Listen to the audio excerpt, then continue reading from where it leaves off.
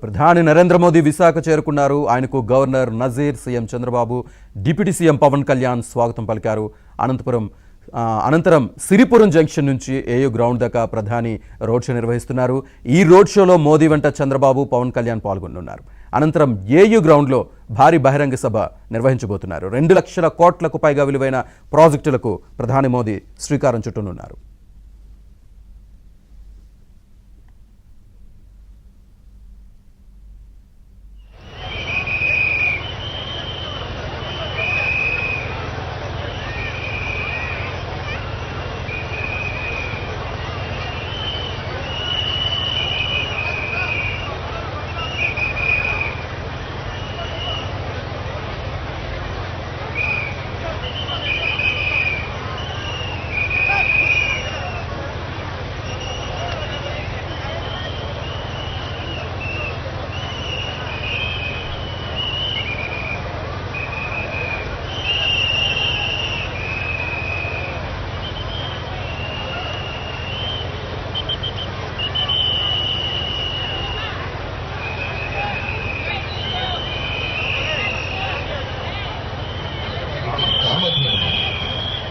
కోరిన కోరికలు తీర్చే కొంగు బంగారమై తన కృపా కటాక్ష వీక్షణాలతో ఆ పన్నులను గాచే సకల సంపత్ప్రదాత్రి శ్రీ కనక మహాలక్ష్మి అమ్మవారు.